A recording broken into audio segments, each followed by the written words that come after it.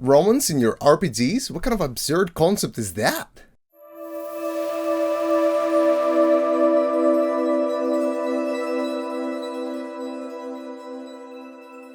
Hey everyone, my name is Kelfecil, and well, today we're going to be exploring exactly how you can make romance part of your adventures in order to make them cooler, better, and as always, more interesting. And of course, more memorable.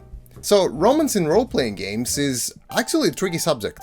It's one of those subjects that a game master would have to ask consent from their players before they actually even include it in their game sessions. Now, of course, we're talking about it from a crafting a story kind of perspective that has romance and not about necessarily including players in it. So there's two ways that you could go about it. One, we include romance in our narrative, or two, we include the players in it as well. Now, when it comes to introducing romance in narratives for RPG adventures, it is a rather difficult thing to do, since you cannot just force it. You want it to be an integral part of the story, but also make it something that the players will be interested in enough to pursue it on their own. The love interest element is gone if the players are not interested. And I keep saying the same word, but the story has to be good, and in order for it to be good, it has to support the romance element in some shape or form. Now, NPCs could be showing suggestive behavior.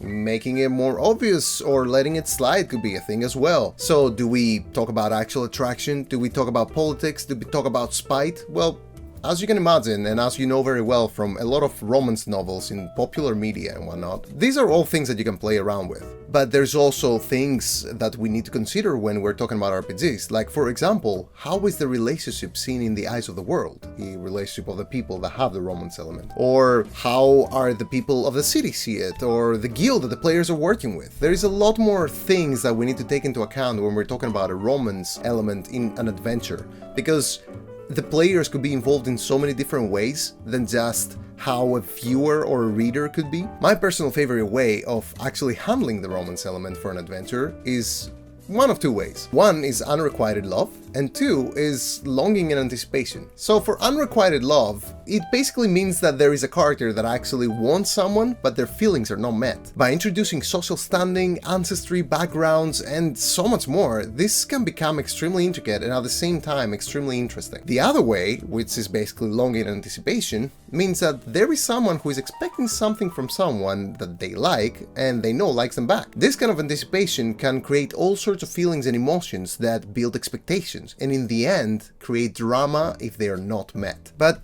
what about including players, you say? Well, that is quite simple actually. The best approach I've found for doing this sort of thing is the gamification of the whole ordeal. What I mean by that is that in the adventure I will basically include mechanics for the game master to follow that will allow them to judge and guide the romance between the non-player characters and the player character. This usually comes in the form of affection levels. For example, when the player character does something nice for the NPC in question, their affection level is raised. This is a very commonly used mechanic in digital RPG games, since it makes it easier for the game to unlock new interaction options, such as new dialogue lines to be had with the non-player character that the player is trying to be, get closer to. There are a lot of ways to write romance, and of course it would be silly to try and analyze them all for the sake of tabletop RPGs, but what matters is that no matter what you choose to go with, no matter what method you choose, you will need to make sure that you gamify it in one way or another to make sure that it's also interesting for all kinds of players. That of course depends on your table and the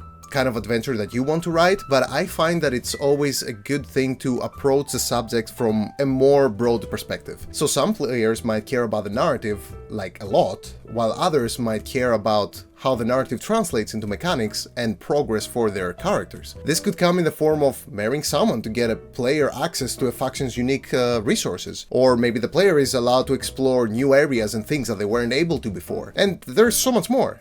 In my opinion, romance in TTRPGs, and basically the narratives for them, can be one of the most interesting hooks for players who want to get more involved in a story. Nothing beats some good old gossip and drama. So anyway, that's all for today.